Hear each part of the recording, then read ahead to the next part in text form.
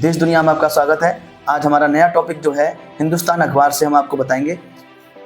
Ukraine के खिलाफ युद्ध को लेकर दबाव बढ़ाया, कच्चे तेल के दाम की सीमा घटाई, मॉस्को के ऊर्जा राजस्व और जासूसों पर निशाना। तो इसमें हम देखेंगे यूक्रेन को लेकर, जो यूक्रेन और रसिया के बीच में जो युद्ध चल रहा है उससे पूरी देश दुनिया में क्या फर्क पड़ रहा है, हमारे देश पर यानी भारत पर क्या प्रभाव पड़ेगा। ठीक है। यूरोपीय संघ ब्रिटेन ने रूस पर दबाव बनाने को प्रतिबंध लगाए। मतलब यूरोपियन सेल से होने वाली आय, जो इनकम होगी तेल से, अर्थव्यवस्था का आधार क्या है, इकोनॉमी का आधार क्या है। ठीक है, तो खबर पढ़ते हैं क्या रणनीति है उनकी। तो ब्रुसेल्स एजेंसी, यूरोपीय संघ और ब्रिटेन ने शुक्रवार को यूक्रेन के खिलाफ युद्ध को लेकर रूस पर दबाव बढ़ा दिया है। उन्होंने मॉस्को के ऊर्जा क्षेत्र, पुराने तेल के टैंकरों के बड़े बेड़े और सैन्य खुफिया सेवा पर नए प्रतिबंध लगाए। यूरोपीय संघ ने तेल की कीमतों पर नई सीमा सहित नए उपायों पर सहमति जताई है।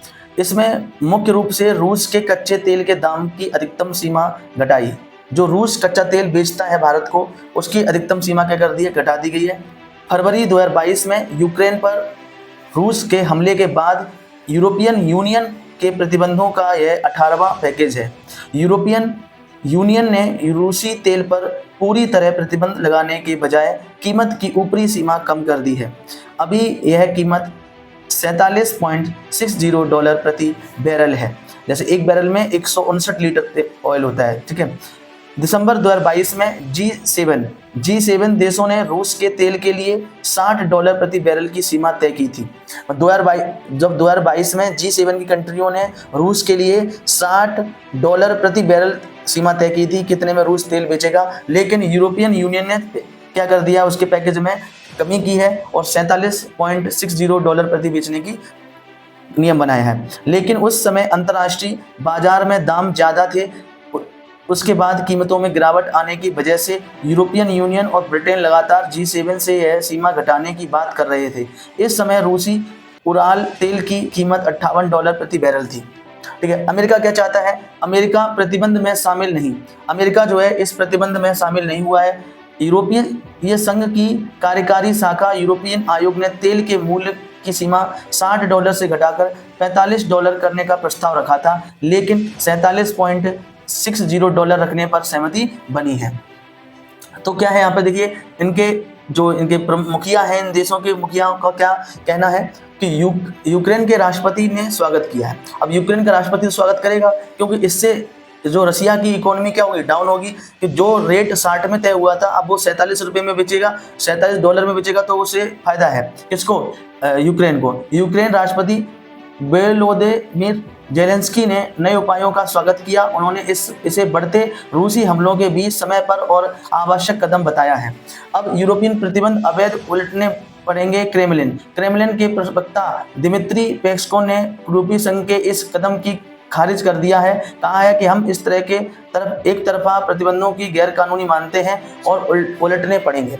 रूस पर दबाव बनाए रखेंगे जर्मनी भी बीच में आ गया है। जर्मनी ने क्या कहा है, जर्मनी कह रहा है कि हम रूस पर दबाव बनाए रखेंगे। जर्मन चांसलर फ्रेडरिक मर्ज ने यूरोपीय संघ के नए प्रतिबंध पैकेज का स्वागत किया है और कहा है कि हम रूस पर दबाव बनाए रखेंगे। मर्ज ने एक्स पर लिखकर यह कदम बताया था। संप्रभुता कमजोर करने के लिए अभियान जारी है। संप्रभुता, ब्रिटेन ने रूस की सैन्य खुफिया सेवा GRU की इकाइयों पर प्रतिबंध लगा दिया है।